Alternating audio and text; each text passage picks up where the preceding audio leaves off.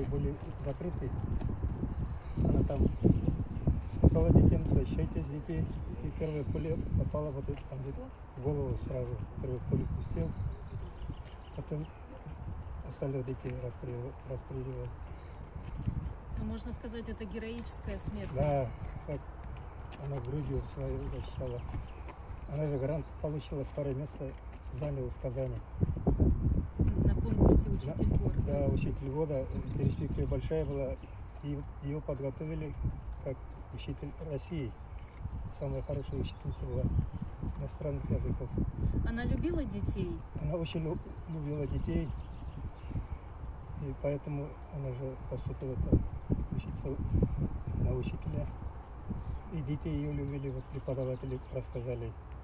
Очень хорошо, как ангел, сказали, она была как ангел в школе.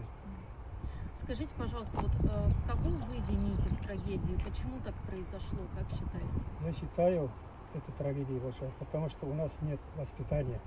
Нет у нас педагогического воспитания с детства, с детских садиков не воспитывается, только преподавать предметы. Нет у нас воспитания, ЗОЖ, здоровый образ жизни, сексуальное воспитание вот, у детей нету. Все смотрят телевизор, это, знаете, сейчас интернет, все вот это портит детей. Мы учились вот тоже в сельской школе.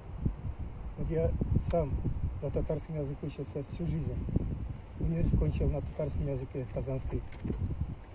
Учился в курсах тоже по-татарски учился. У нас воспитание другое было. И знания дали, и воспитание было. А сейчас что дает? Только дает знания. А воспитание не думают сейчас школа. Скажите, пожалуйста, то, что в школе не была организована, по сути, безопасность никак, как вы к этому относитесь? Что мог вообще любой человек пройти, по сути? Да, там, оказывается, не было охраны, да? Там сидела бабушка женщина. сидела, наверное. Но на Росгвардию-то деньги есть. Их Да. Тысячи. Было МВД, зачем на Росгвардию? Если такая вот ситуация сложилась, наверное, охрана будет. Их в школу посадить, этих ребят из Да. Росгвардии. Для этого была умереть польза. надо, что ли? Угу. Вот для этого умереть надо было детям и учительнице. У нас Это же так, заложено должно быть. да, у нас же так сначала доказывают, потом только начинают работать. Скажите, какой ее поступок, может быть, там из детства или в юношестве, лучше всего ее характеризует? Она очень старательная была. Она вот дома постоянно уроки готовила, постоянно читала, постоянно работала над собой. Дома я вот постоянно к ним приезжал, она постоянно готовится к урокам, самообразованием занималась. Очень хорошая была, вот, не смогла жить. Значит, судьбой, наверное, насильственно так. У каждого человека же есть. Когда человек рождается, Аллах Тааля ему уже насчитает, сколько ему жить, счастье, профессия, какая должна быть. Вот это называется судьба. От судьбы никто никуда не уходит. В любой момент каждый человек может умирать. Мы же природой рождаемся, Аллах Тааля не придумал, дал жизнь человеку и смерть. Если смерти не было бы, это тогда по-другому было бы. Например, Адам, алейхиссалам, который первый человека создал, жил сколько лет? 1000 лет. Аллах дал 1000 лет. Потом Нух, Пейгамбар, алейхиссалам, дал 870 лет. И дальше вот 148 тысяч.